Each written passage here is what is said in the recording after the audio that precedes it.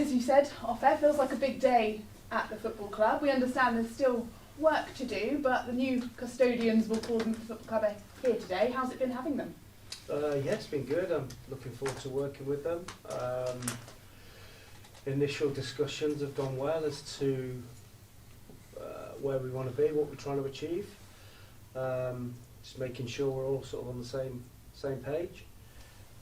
So yeah, good. It's good. It's enthusiasm for everyone, and hopefully it's a new start. And you spoke in your post-match after the game on Tuesday about giving this club a bit of love. Do you feel like that's what they're going to bring? I think that's the intention. I think that I think everybody knows it's just been left for so many years, and it's the Oval's time now to get some attention and some money spent on it, and try and get back to where it should be.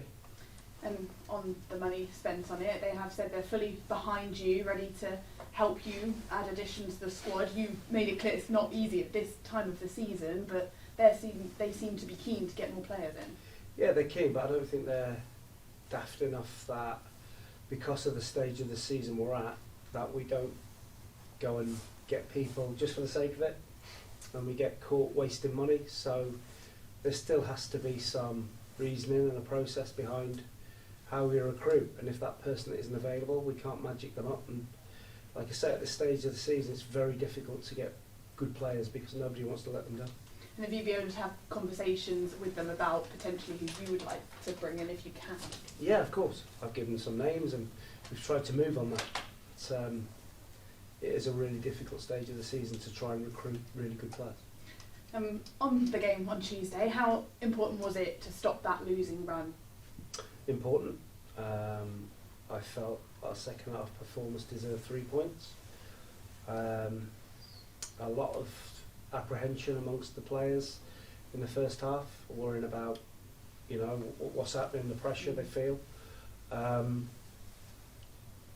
Because it's such a young group, it's just about reassurance and trying to make them feel good. And in the second half, I thought they were very, very good. And of course the announcement came just before kick-off, didn't it? But perhaps wasn't as clear as it might have been, but now it seems to be a little bit more clear for them. That must help them sort of mentally. I think so. I think now that there's a focus that we know that we can move forward, and it's the same with everything. When new people come in, you have to make sure that you put yourself in a position that you are going to be there and not replaced. It's football, and they know that the new owners will come in and have ideas, and the only way to do that is by performing well and getting a result. And again, on the game, how good was it to be able to give Josh Staunton, Matt Worthington a bit of a rest and still able to get a result? Because there's been a lot of games, they've been struggling a little bit physically. Yeah, there was probably 5 or 6 people that we needed to rest the other night, but we didn't have the depth to do that, so we might have suffered with 1 or 2. But obviously, like you say, we managed to rest Worthington and Staunton, who have been massive players for us this year. And how are they recovering? Are they going to be fine for Saturday? Yeah, they'll be fine. We had 1 or 2 others that might have picked up knocks because they played longer than they should have. And psychologically, out of the relegation zone as well, that must be a big boost. It is, but we as a group try not to get too bogged down with that and looking about where we are. It's about the next game, and we know that it's in our hands. So it's about our performances, and if we concentrate on that, and if we play like we did for large spells at York, for the whole game really against Notts County, and in the second half the other night, then we'll be okay. And home form remains largely very positive, so you must be excited for Saturday. A bit of an edge to the game with the return of Darren Stahl, of course. That's right. I'm sure Darren looking forward to coming back. He was here for a while, and that he's done a fantastic job at Woking.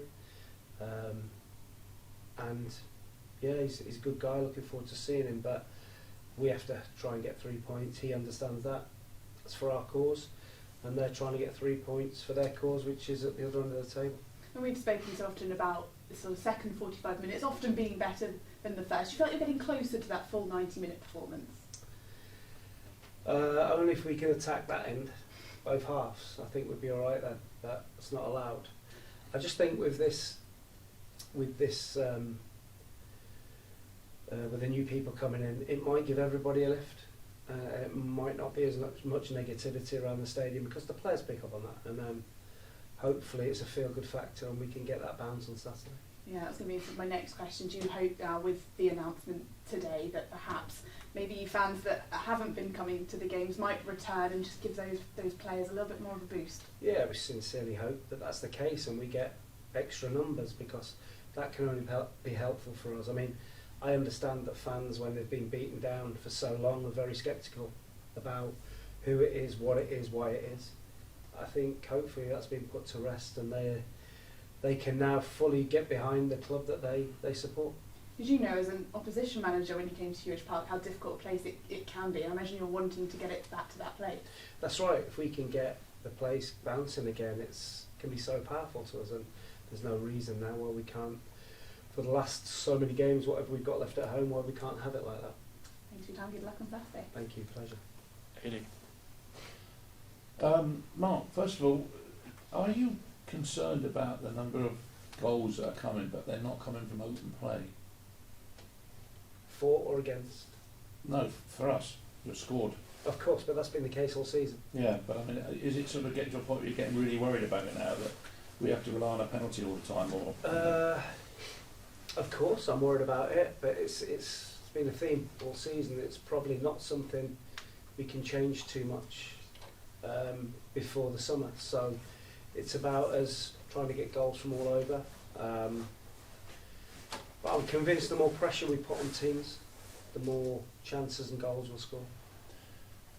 obviously it's probably early days yet because they've only arrived today, but have you presumably had talks with the new owners? Have you got some sort of long-term plan laid down for the end of the season and new players coming in?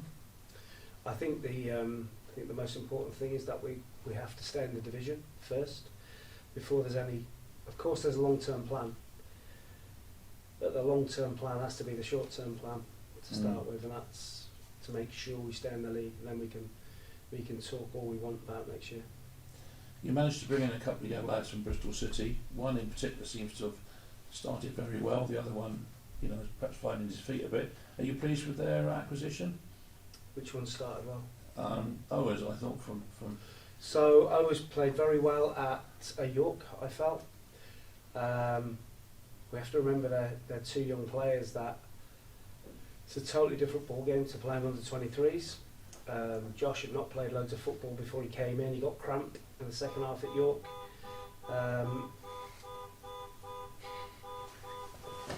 Someone's nicking your car, Aidy. That's not mine. And He's undriven. Josh played well, but we've got to be careful how much game time he gets in a short period of time. Seb Palmer Holden, I thought, did well the other night alongside Alex Fisher. That the other night was the Alex Fisher that I know, a real handful, and that's how we need him to play every week, especially with a young lad alongside him. You mentioned Alex. I mean, you didn't hold back particularly on your comments about the strikers a couple of games ago. And presumably he's reacting to your comments, I assume. Hopefully. I've got a good relationship with Alex, but he can be the catalyst for us then in the division, because when he's at it, it's a real handful, and we need that for the rest of the season. Yeah. And finally, have you got a points total in mind to aim for, to stay up? I've got one more than the team that finishes fourth. One point more than the team that finishes fourth. Good answer, thank you. Pleasure. How you doing, Mike? You okay?